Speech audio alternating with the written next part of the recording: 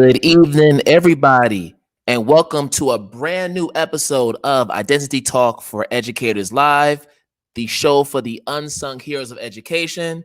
I'm your host, Kwame Sarfo-Mensah, and if this is your first time watching the show with us, we welcome you, and we hope that you tune in for future episodes.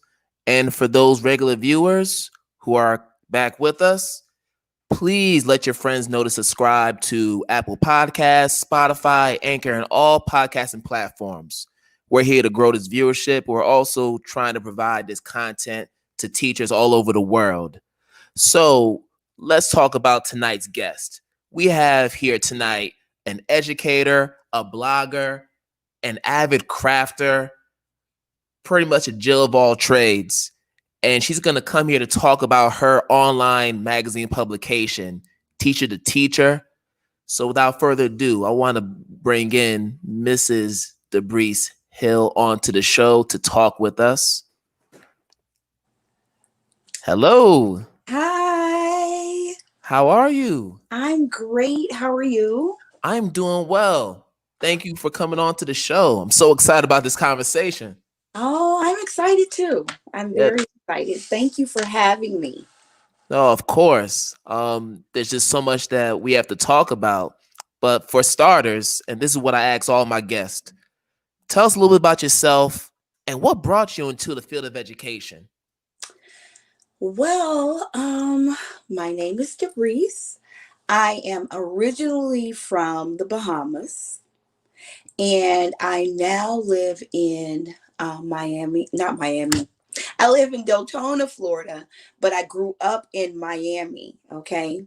But most of my family, they're over in the Bahamas. So that is where I'm originally from.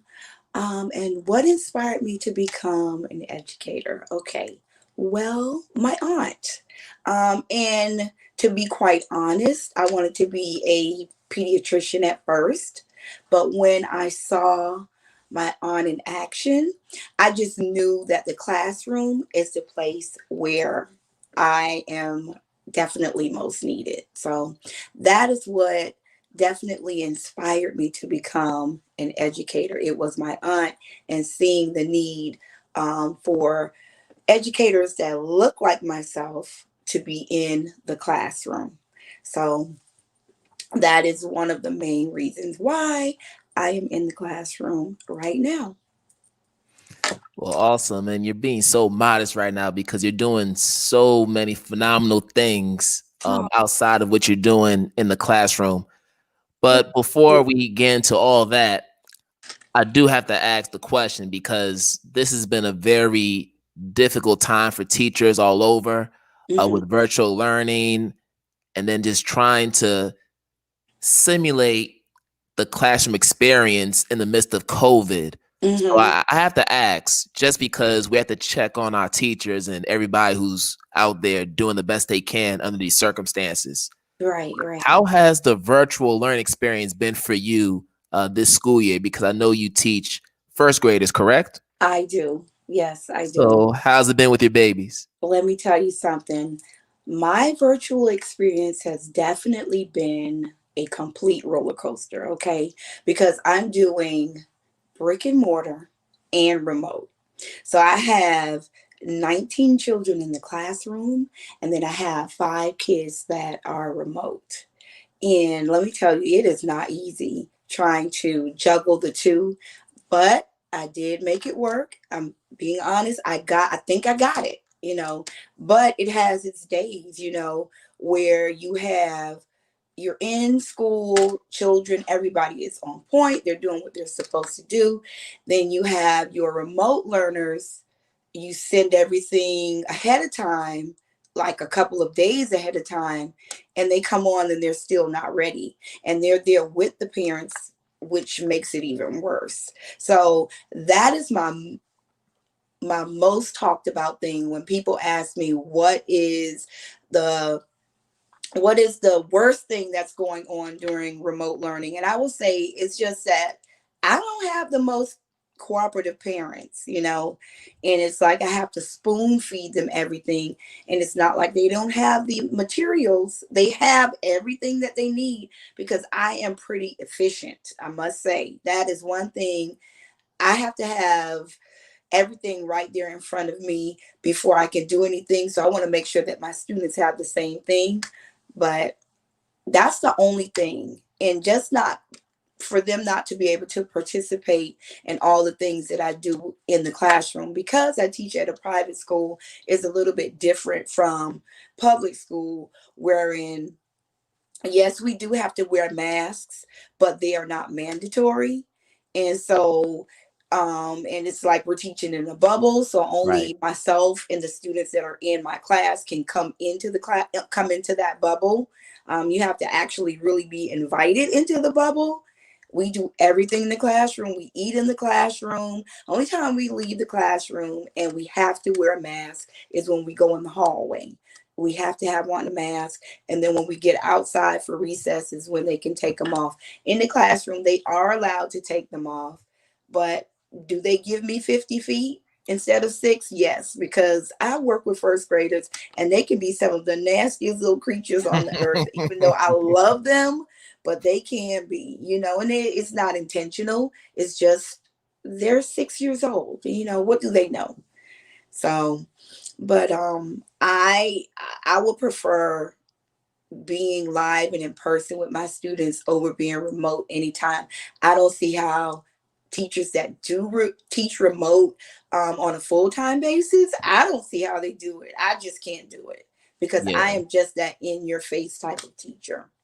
So that is how it's going thus far. Wow. And I've talked about this in previous episodes where the group I was worried about the most was our little ones, our kindergartners, our first graders and second graders, because when you think about the idea of synchronous and asynchronous learning, Mm-hmm. we're thinking about attention spans, especially with the Exactly. synchronous part. Yes. And, I currently coach teachers here in the Massachusetts area. And Mm-hmm. there was one teacher who's a first year teacher who told me that she had her second grade babies from 8:30 to 12:30, and she was struggling to keep them engaged. Mm-hmm. Now, even though they had a 30-minute break for their Yeah. special, like music and art, she's Yeah. with them the whole time. And Right. I'm Right. thinking to myself, is that even developmentally appropriate for a 7-year-old to be sitting down in front of a computer, having to Mm-hmm. listen to their teacher? So I was really concerned about that when word first got out about remote learning, especially for the younger Yeah. elementary students. So I'm glad to hear that there's been some success with that, because I know that was It's something that I'm sure hard. was a concern. It has its days because no, they don't sit there the whole time. And I'm trying to manage my classroom and I'm trying to manage the ones that are remote at the same time. I'm calling like one of my students, she'll just get up and wander off. Well, where'd you go? Oh, I went to the restroom. Oh, you didn't tell me. So I ended up getting one of my students, one of my firsties, as my monitor because I can't keep my eye on the Mm, screen the whole time and try to do both at the same time. So I have a classroom monitor that monitors and say, oh, well, such and such just left. And it's not easy for them to sit there that long. And mine are there from 8. We log on at 8 and then they log off at 1:30. Okay. Even though we have restroom breaks in between and then we do have our specials in between, that's a long time yes. for them to just actually sit there and stay still. So I do a lot with them to keep them engaged. Like recently we did I like to do virtual field trips. So we did one to a pumpkin patch with me in the pumpkin patch actually. And they really enjoyed that. They were very engaged both inside and outside of the classroom. They were both engaged because they saw me actually there versus seeing someone else on the screen. They actually saw the teacher, and I was like really engaging with them per se. So I try to make my lessons fun and engaging, but it's still hard. It's very hard for littles. It really is. Yeah, and I can't even imagine. I'm not in the classroom this year, but I've been following a lot of the feeds in the different social media platforms, Mm-hmm. and there are a lot of teachers who are struggling Mm-hmm. having to navigate this new space. And going back to what you said about hybrid learning, see, when I first heard the term hybrid, I thought, okay, there'll be some days where, you'll be in the classroom doing the synchronous teaching Right, in right. person, but then there'll be other days where it's synchronous, but you're remote. That was my understanding. But then when I saw that it was happening simultaneously, I was like, okay, I don't think that's what people signed up for. Let me tell you Right. something. It's something different. It is something different, and I will be glad when this roller coaster is over, personally, because it's too much. And I am, like I said, I'm one of those ones that I need to have everything done ahead of time. And if it's for some reason I get all out of whack when it's not. Mhm. So I'm like, you know what? These parents are not working with me. What can I do? And it's really nothing that you can do. You can't force them to do anything. So I know I have the teacher that's next door to me. Well, the two teachers that are on the left and the right side of me. Okay. Their kids are back in school, right? They had some kids doing remote learning. So then I said to them, and I was just being honest, I said, well, I guess I need to start doing some things wrong then, because my kids will not come to school. Right.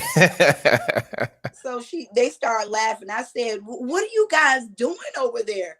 And one of them was like, well, we're not doing anything. And I said, okay, well, I'll see about that. One of them, because I am an instructional coach as well. Yep. So I go in the classroom. She has her camera up to the ceiling. I'm like, well, no wonder.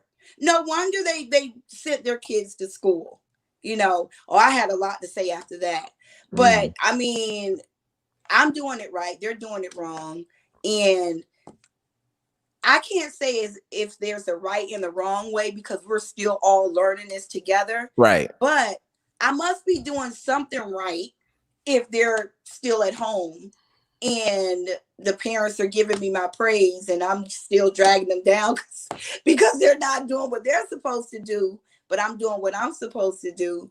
But it's hard, and I'll be glad when it's over so I can just work on my magazine and not worry about this extra stuff, because it's a lot of extra work.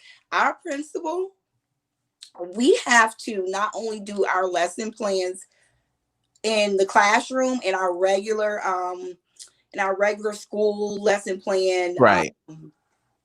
where we put our lesson plans, put it that way. We also have to put them in Google Classroom as well. So we're doing double the work. Mm-mm. I'm telling you, it's crazy.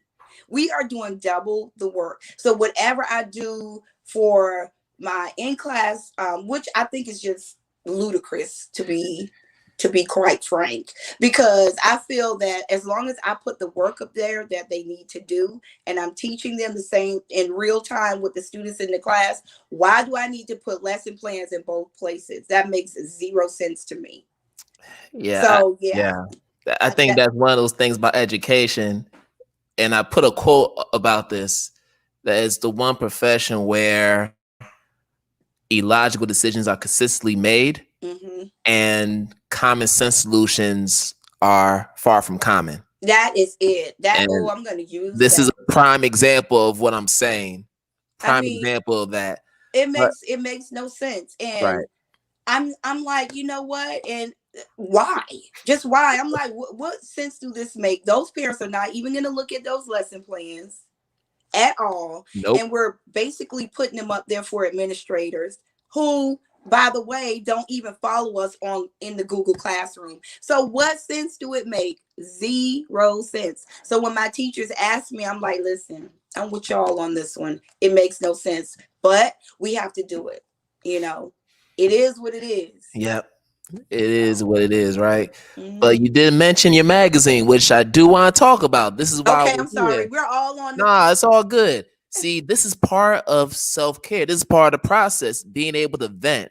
Exactly. If you keep it inside of you, you can't do the best work you can for your students. So Definitely I'm cannot. glad that you have a space to vent and share and what's going on. A friend of mine the other day is that, I just miss being in camaraderie with my colleagues, my grade Right. partners, like there's a sense of guilt that you feel not being in it, Mm-hmm. but at the same time, you feel fortunate because of how difficult it is and how unreasonable a lot of expectations are Yeah. for teachers, to Mm-hmm. perform under these circumstances. So it's a combination of both. But Yeah. so whenever people have a chance to share their perspective, I know it's helping somebody out there because they feel like they're not the only one that's going through this. Exactly. There's a lot of people going through this. Yes. But yes, let's talk about teacher to teacher. And I saw Tiffany's on the stream, so I gotta shout her out because guess what I'm wearing? Check me out today. Oh, yes. Check me out Love that today. shirt. Hey, Tiffany. You know, Hi. I know you can yeah. hear me, but hey. So yes, so we gotta support our, teacher community. Doing Exactly. great things. So make sure y'all check out Diavion Blue Innovations. Yeah. They got some dope shirts. Check Yeah, them out. she definitely does. But let's go ahead and talk about teacher to teacher. What inspired you to launch the magazine? How did this idea start? Because this is Well, big. okay, so a few years ago, I will say about 3 years ago to be exact, um, I saw a need for an outlet for teachers because here's the deal. We have so many amazing teachers on social media, okay? Yep. Amazing. And people do not know about the amazing things that these teachers are doing. So I was like, you know what? There are some teacher magazines out there, but they're not magazines that are geared for teachers by teachers. They're not magazines that the teachers actually write their own articles in. And so I was like, you know what? I'm going to do it. And I put it on the back burner, but it was still there in my brain. I'm like, I'm going to do this. I'm going to do this. And then when this COVID thing hit, I was like, now is my chance to get this magazine going. And so I was like, okay, what am I going to call it? And I was talking to a friend of mine who's listening. I was talking to her. I was like, you think I should do it? She was like, you go for it. Do it. Do it. And I did it. And I haven't looked back since. And is it easy? No. Is it fulfilling? Yes. And the reason why it's fulfilling is because I am helping out a teacher who has maybe a small business and Yep. nobody knows about this small business.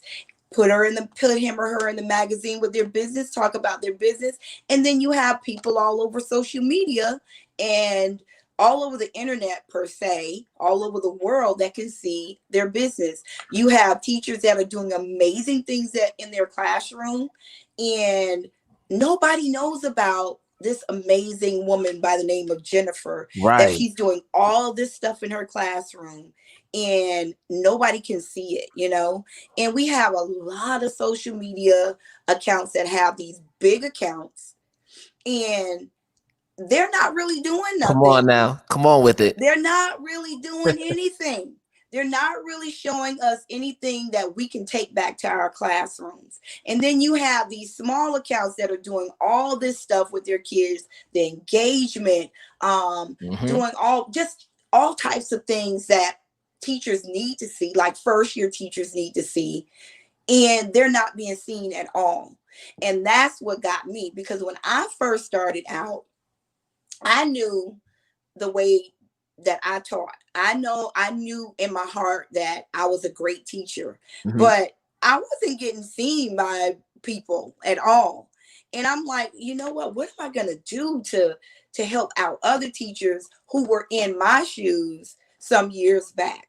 So that is one of the reasons why I started it, to get those teachers out there in the forefront so that they can be great, so people can see how great they really are.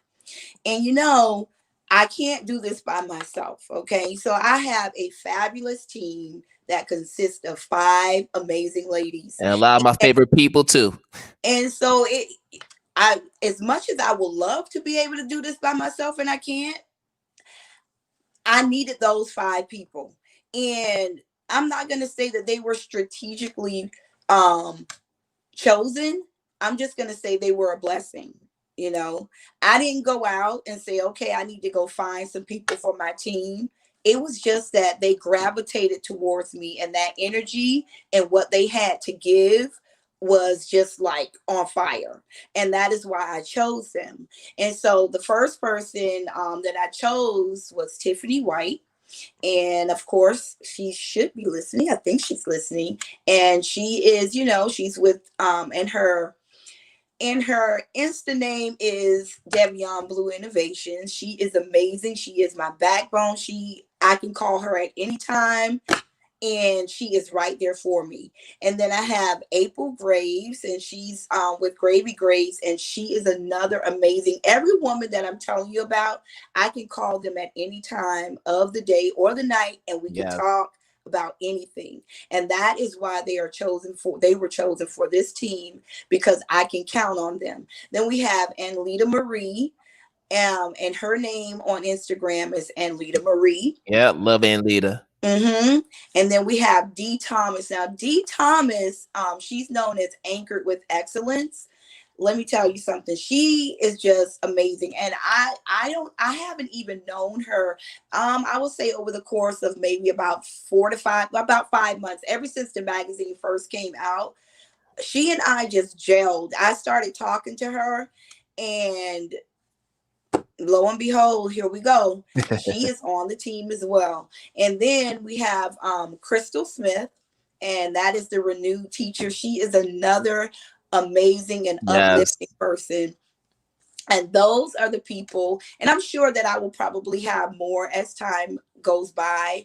But for right now, that team of 5, let me tell you something, they can't be touched right now, because if it were not for them, I don't think I would have put out 3 magazines thus far.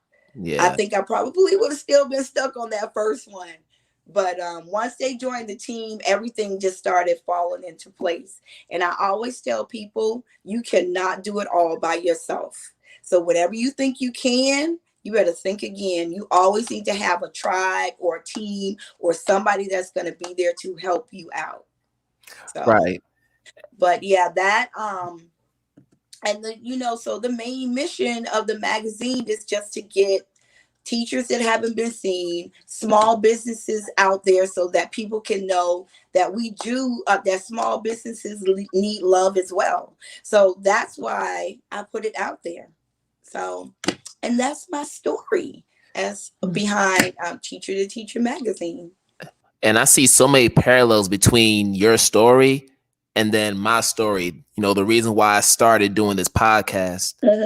And the main reason is because, like you mentioned, there is so much elitism that takes place within our teacher influencer community. Yes. And I feel that there are certain teacher influencers who have the followers. They have maybe 50,000 followers, 60,000, and it's just all like pageantry. Exactly. You know, just kind of showing off and saying, you know, look how I look in my classroom and look how cute I am. And it doesn't bring any real value to the community. Exactly. It doesn't show us how we can bring more success to our students.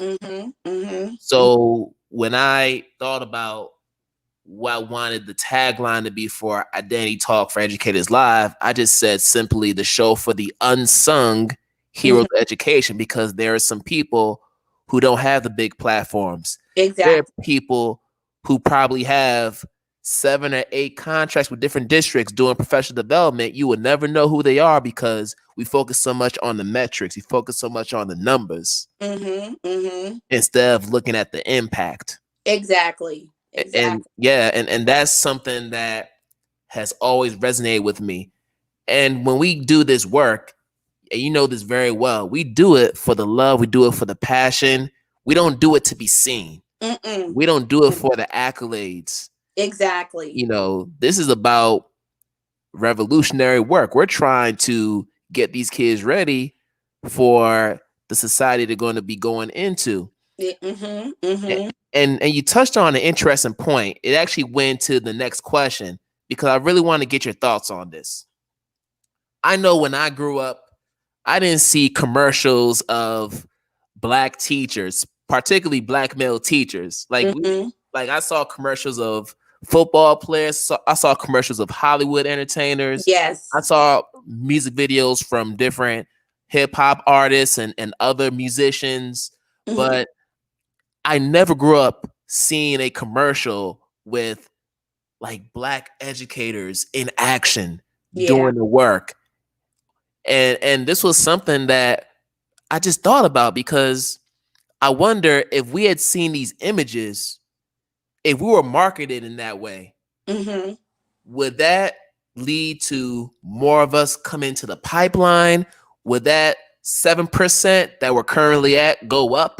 Would Yeah. the Yeah. 2% for black male educators go up? So I just want to know from you, do you believe that the media marketing and promoting, so like what we do on social media, Mm-hmm. and also just having maybe a commercial campaign where we're highlighting the work of black and Yes. brown educators, do you think Mm-hmm. that'll potentially lead to more young black and brown people aspiring to become teachers?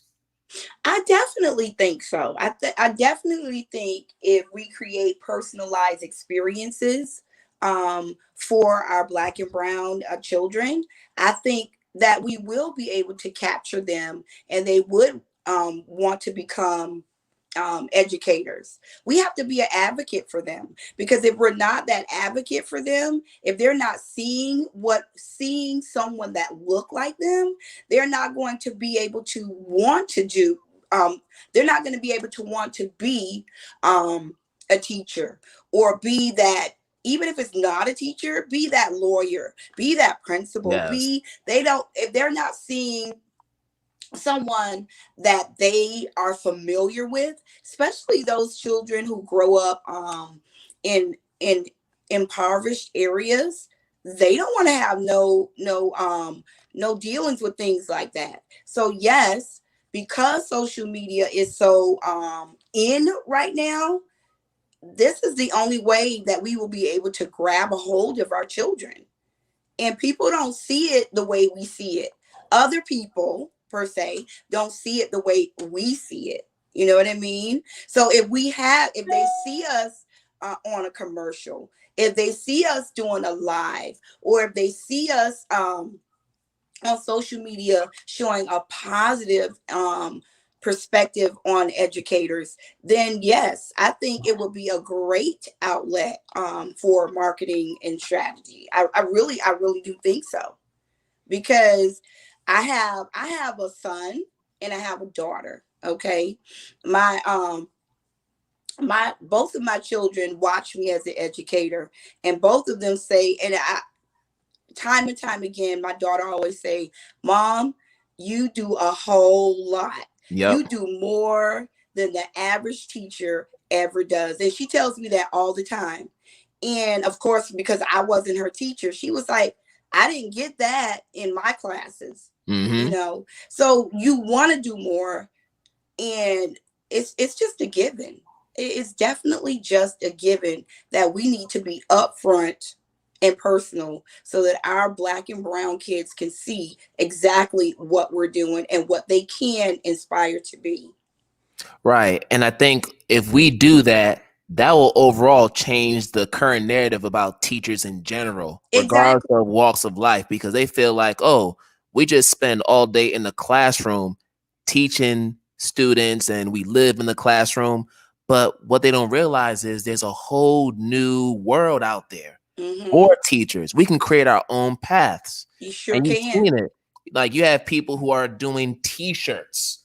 You have people Exactly. who have stickers. You have people who have tutoring businesses. You have people who are creating magazines like yourself. So there's a wealth of opportunity. There's a It chance is. It, for it definitely is. And I entrepreneurship. know when I back to the magazine, when I thought about the magazine, I did a little research and I was like, oh, hold on, wait a minute. I'm the first black female owner of an educational magazine. Yes. So it's like, you know what?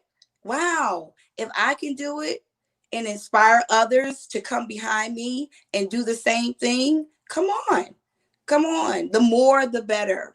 We need to be out there in the forefront so our children and their children can see this and have a future for them, because a lot of kids do not have any educators to look up to, especially male educators. And that was one of the reasons why I did the all male issue, Which was because awesome, by the way. Great interview. Great issue. thank you. That is one of the reasons why I did it, is because there are so many amazing male educators out there and nobody gives them their props. And I was like, you know what, team? I'm doing a magazine with all male educators because they need to be seen. And I think this last one was probably my favorite out of all of the ones out of the other two that I have put out there. This one has definitely been my favorite one to do because I've learned so much from these men, Mhm. and I put most of the things that they put in there because of the dynamics of the magazine. I can only put a certain amount in there, but they had a lot to say. And I tried to put exact most of what I thought that was important for others to read. I put most of that in there, but they are doing some amazing things out there. And I'm super proud to even call them friends now. So, and I'm proud of you as well. Look Thank you. what you're doing. Thank you. Look at what you're doing and how you're impacting me and many other teachers out there. So you keep doing what you're doing too and keep being great. I appreciate that. I really do, especially coming from you. Oh, thank you. Because here's how I feel. I feel like we're in a position where as Black people, and I don't think we do a great job of always supporting one another, Mm-hmm. regardless of what the industry is. I feel Exactly. like because there are so few spots Mm-hmm. for us Yeah. in order for big corporations and industries to meet their equity quotas, whatever you want to call it. Yes. Um, I feel like we have to fight with one another to get those few spots. Mm-hmm. And it almost That feels that is definitely like the truth. social Darwinism, where Mm-hmm. okay, only a strong's going to survive. We gonna have to do what we have to do, like the Hunger Games, to get Mm-hmm. this spot. And Right. it doesn't have to be that way. I It mean, doesn't. it It doesn't have to be. definitely doesn't. It's crazy how I know at the school where I am one of three Black teachers. Okay.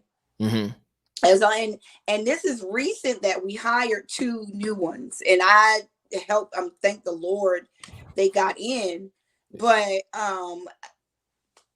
the whole time, and I've been there. And I've done public school too. Right. Um, but I've been at this particular school. This is my going on my 11th year, and within those 11 years, I can't even count. It's been four, Wow. including myself. Including yourself. So really three additional. Mm-hmm. Mm. Mm-hmm. And when I came, I changed the whole dynamics of everything. They weren't doing anything Black history. Mm-mm. None of that was being held. They weren't doing anything, just put it this way, culturally. But when I came, I'm like, well, why aren't we celebrating Black History Month? Is there a reason why we're not doing this at this Christian school? And then the principal at that time, well, they call the principal the headmaster. At that time, he was like, well, Hill, you can do whatever you want to do. And when I tell you, he gave me the reins. He said, you can do whatever you want to do. We had a full-fledged program. We Hmm. did it all. And we have Black kids. At that time, it wasn't many Black kids there. Now, over the years, now it's because of scholarships and things like that, there are more Black kids there now. But when I first got there, I really didn't care who was in my class. We were doing Black History Month the whole month, and we did it throughout the year if I can help it. Right. And we did a full-fledged program at the end of the month. And that was my first year there. I wasn't even playing. Don't play with me, because that's crazy. It's crazy that you don't do anything for Black history. What is going on? And then you have the teacher upstairs. She says, and she's still there, by the way. She says, well, why can't we just celebrate all cultures? She said something crazy. I Yeah. said, because we only get 28 days and I'm just celebrating Black history. The end. I don't care how you feel about it. So, and then I guess she kind of respected me more after that, because I guess she thought I was going to, like, oh no, I wasn't changing my mind. Right. This is how I feel, and this is what we're going to do. It needs to be some changes going on in this school. So then as years went on, the principal, the headmaster changed. It changed into a woman. And then that is when she put me in charge of K through 6th grade. And so, and it was history after that, because you know what? We're going to do things the right way, or Miss Hill will be leaving. And it's sad that you got to threaten them that you're going to leave. And you can do that in a private school. I told them, you know what? It's time for me to go. But I never left. Only time I did not leave. Only reason why I did not leave is because they were listening to me. They met, you can say per se, they met the demands, put it that way. Okay. And I wasn't like saying, oh, you need to do this, you need to do that. I wrote it out and I said, here's my plan. They like my plan. But it's just the society that we live in today. No, it is. It is. And they're lucky to have you still at that school, because I know the kids, they appreciate it. And if you don't mind me asking, what's the demographic makeup of your school? Is it predominantly Black and Latinx? Well, like I said, when I first got there, it was predominantly white. Mm-hmm. It was probably maybe about 5% Black. Okay. And now it is about, I would say 20% Black, and then maybe another 15% Hispanic. So it's not as bad as it was when I first got there, and it is pretty expensive to go there, but there are scholarships out there. Mm-hmm. But let me tell you something.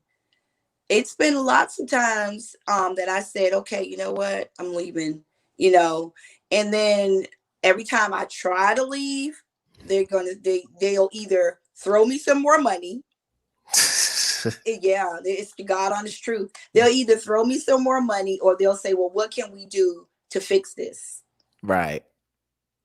And so you tell us what we need to do, and we'll see if we can meet those demands of what we need to do to fix whatever needs to be fixed. And so lo and behold, I'm still there. I love it there. It's an amazing school.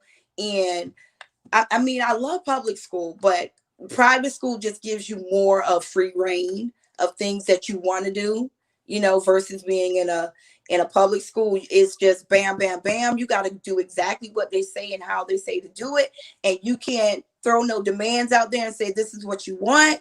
You just got to go in, do your job, do the best that you can do. Yeah. And not saying that when I was in public school, that I didn't do my best, but what got me into private was because of my kids. That's why I'm there. I could not agree with you more. As someone who's taught in both public school and also in like charter schools as well. Mm-hmm, mm-hmm. Although we know that there are public schools that there are charter schools that are also public. Exactly. But when I was in the charter schools, I had a lot more autonomy in terms of the way I was doing my instruction, mm-hmm. in terms of the way that I was, doing different tasks with children and activities. Like they they didn't bother me when it came to those things. They Right, said, right. okay, here are the standards. Mm-hmm. I don't care what you do with these standards, as long as you're getting the test scores at the end of the day Exactly. and the Same kids thing are at my school. learning, I don't care what you do. But then you get to a public school district, they already have a scope of sequence. Mm-hmm. They already have a script Yep. for you to follow. And I came from situations where we didn't even have enough textbooks for students. So I Yes. had to supplement. I Mm-hmm. had to go to teacher pay teachers to Yeah. get some worksheets. I had to scour the internet to find, you know, worksheets and other resources to help my students. You're right, right. So that was kind of the school of thought that I came from. So when I came into the public school setting, I was looked at as a rebel because I wasn't following the script. Right. I wasn't falling in line, so Mm-hmm. to speak. So I just found it interesting how different the dynamics are in each of those situations. It's But definitely different. yeah, very different. Mm-hmm. My daughter, she's in high school. This is her first year in high school, and she was in a charter school. Well, she was at school with me, but I wanted her in this particular charter school, and she got in. And I tell you, I didn't. I mean, some people don't like charter schools, but it worked out perfectly for her. Put it that way.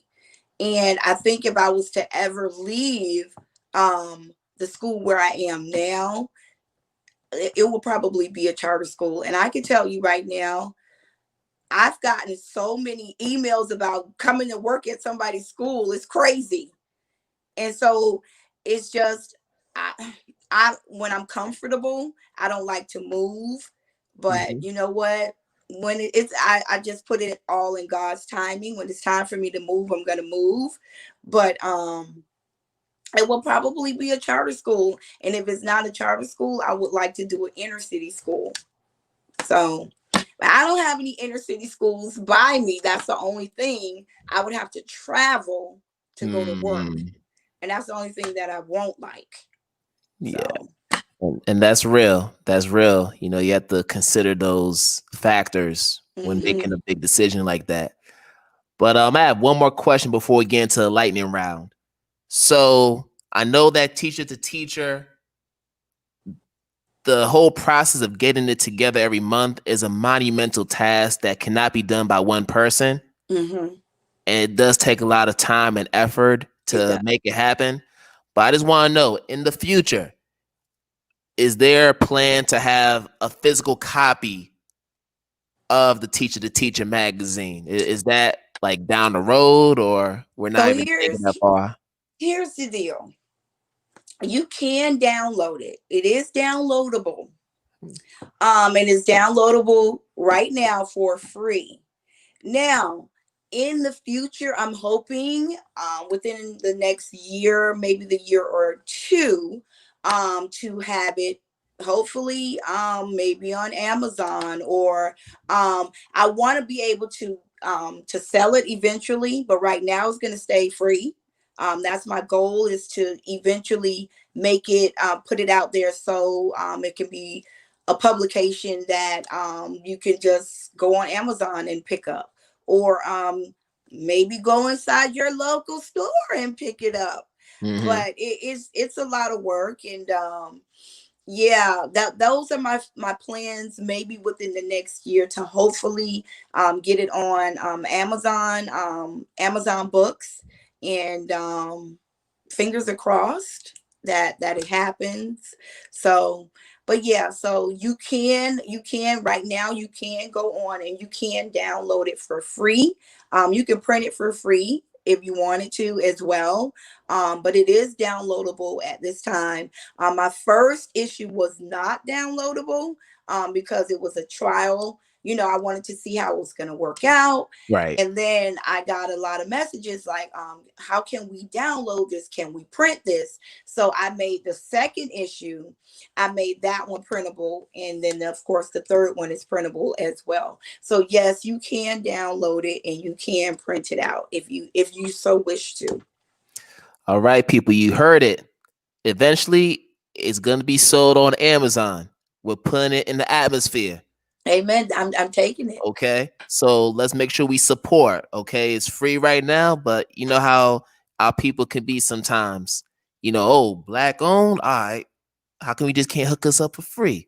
Like, listen, Exactly. this is how businesses are sustainable when you're able to generate the revenue, and that requires investment from the community. Exactly. So let's support, y'all. Let's support, And because that's how we build these movements. and how it's being paid for now is through advertisement. So if your viewers, if you have a business that you want advertised, I can tell you right now that my prices are the lowest that you are going to find. I'm telling you now, you Yep. can get a full page. Is that okay if I tell them? Please, You please. can get a full page colored ad for $50. What? $50. Come on. And I've done my research. The cheapest you can get a full page ad these days, colored, I want to say, and I thought it was 300. We're talking about up to 500 to $1,000 in a magazine for a full page colored. Mm, So mm. I'm starting off low, and I probably will still keep my prices low, just because we're educators and we don't have that much money, you know. But I still need to make money as well, you Yes. know. So you can get a full page colored ad for 50. You can get a quarter page for 25. Okay. And then you can get a a half page for 25 and a quarter page for 12.50. Okay. So the prices aren't bad at all. So if you have a business that you want advertised, check me out, Teacher to Teacher magazine, and go check out the magazine while you're at it and see my work, and I think you'll be quite surprised. Yes, it is a great magazine. I've actually went ahead and read all the issues Oh, thank that you. are downloadable, and the prices that she is stating right now, she is correct. It's a steal. It's an absolute steal. It And listen, definitely is. we're gonna have to talk after we go off air, because I'm gonna have to get in on that steal. But like, real talk, I'm gonna have to get in on that. But yeah, people, let's support each other. This is what it's about. Like, this is the power of community. Exactly. We got to do more of this, and less of the competition, because I'm it doesn't telling get you any of right us now. anywhere. Doesn't get And us anywhere. and that's why when I like to help everybody. If I can help you, I'm going to help you. And if I can't help you, I'm going to say, listen, I can't help you right now. But ask me again, and maybe in the future I can, and we're supposed to be here to lift each other up, support each other. It's so important, especially in this day and time. We need to really be there for each other, you know. No, absolutely. All right. So let's go into the lightning round. So these are just some quick hitters, quick questions, just to get to know a little bit more about you outside the classroom. So here's the first question, because I know you're a crafter. I know you do a lot of that outside the classroom. So what's your favorite craft to make? Let's see. Oh my good. Well, okay.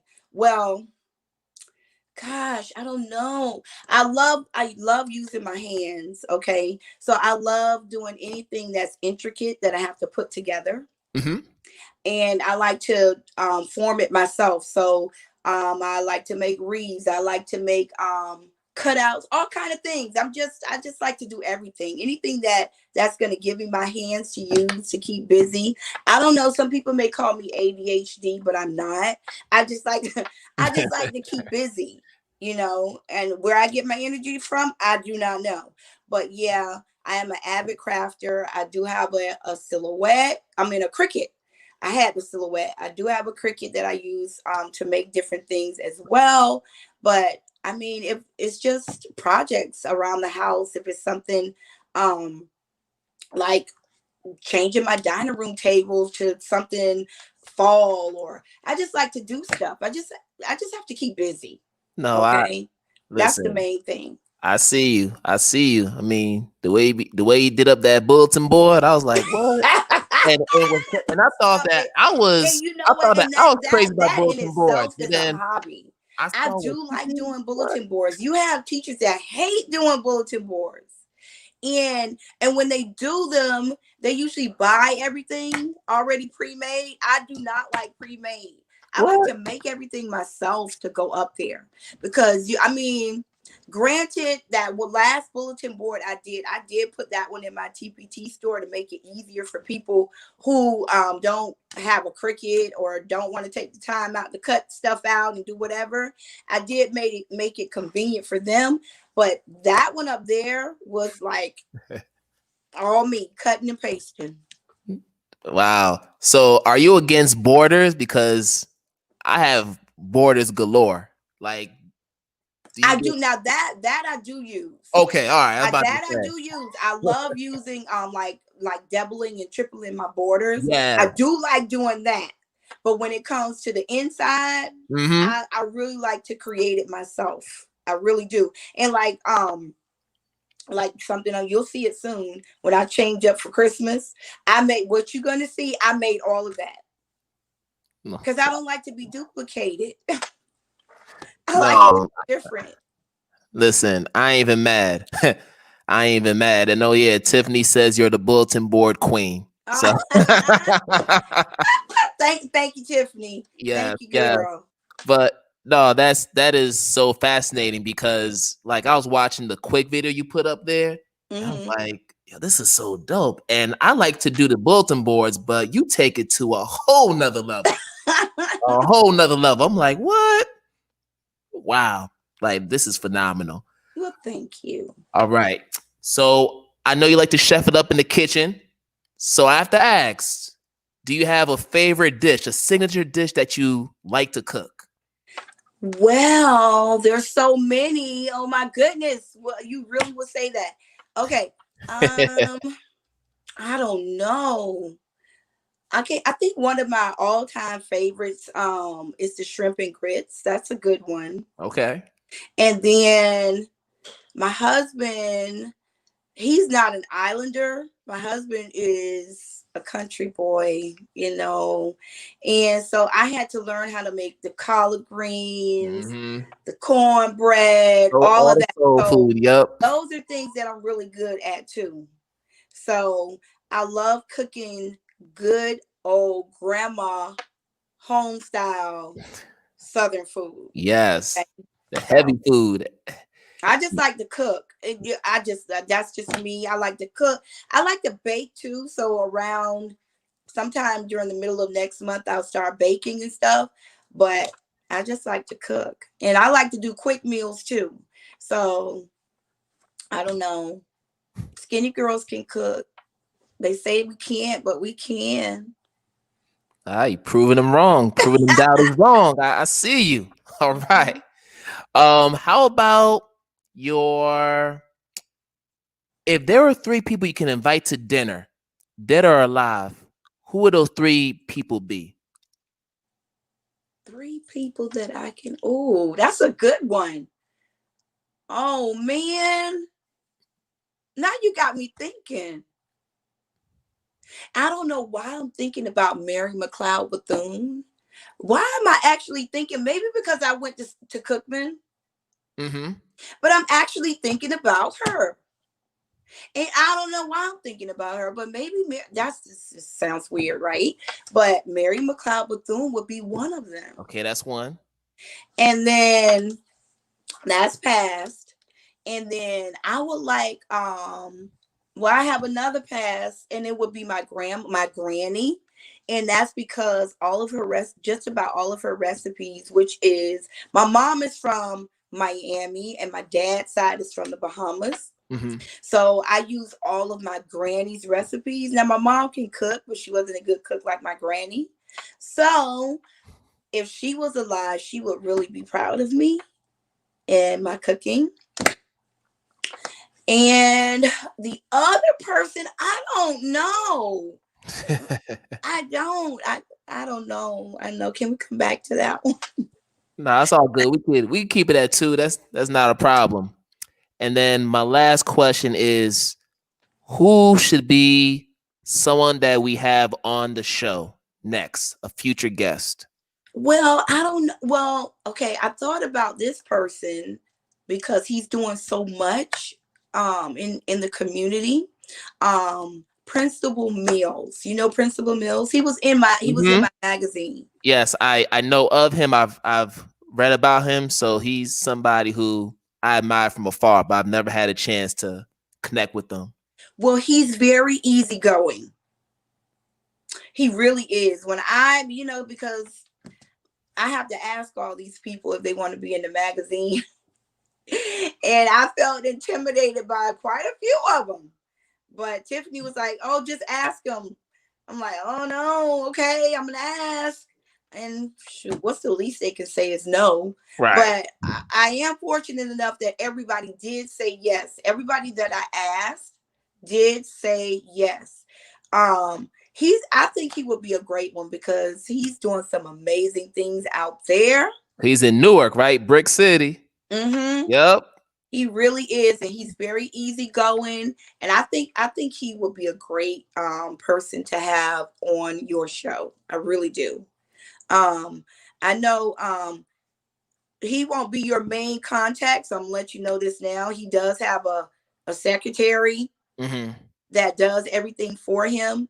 But when I had an issue with something that I needed, well, it wasn't really an issue, it was something that I needed. I did contact him and he apologized. And then that person who is in between got that all together. All right. So just know that he'll have an in between. He'll talk to you and because he was the one that said yes, he'll do it. But then after that, then he had his person to come on and do the grunt part of the work. But he's a pretty amazing person that I think that's very approachable and will be amazing on the show. All right. Well, we're gonna put a put him in the parking lot, and then we'll see if we can get him on the show at some point this season. Cause Mm-hmm. we're always trying to add on. And last thing, if you could just let people know how they can follow you on social media so they can support the work you're doing with the magazine and everything else. Well, my main page is Sparkles and Sprinkles in First Grade. That is my main page. And then my teacher page is teacher underscore two underscore teacher magazine, well, underscore magazine. Mhm. And that is where you can find me. But however, if you put in my name, you'll be able to find me. All you have to do is put in Debrice Hill and you'll be able to find me. All right. Well, there you have it. And Debrice, thank you again for coming on the show. This has just been a great conversation, and I just enjoyed my time. And yeah, we're going to be connected very soon. Okay, awesome. Awesome. Well, thank you for having me. And yes, this was a very great conversation. I thoroughly enjoyed it. And thank you again for having me on your show. All right. So I will see you hopefully real soon. All right. All right. Bye now. Have a good night. All right. Well, people, there you have it. We have another episode of From in Action. Oh, look at me. What am I doing? So we are done with another episode of Identity Talk for Educators Live. Hope you enjoyed it. And if you love what you heard tonight and you want to continue to hear future episodes, please continue to come back. We do this every Thursday night, 8 o'clock Eastern. And then also, if you want to provide some feedback on the show, maybe there was a quote, maybe there was a story that resonated with you, or maybe there's some things that you want to hear more of on this podcast, please go ahead and leave a review on Apple Podcasts. We love to hear your feedback to see what we can do to improve the show. And then also next week, we have another phenomenal guest who's going to come on to talk with us, who's actually a part of the Teacher to Teacher magazine team. We'll reveal that person in the next few days, but make sure you come back to check out that episode. And until then, good morning, good afternoon, good night, wherever you are in the world. And we're going to do this again another time. Peace out. Have a great night.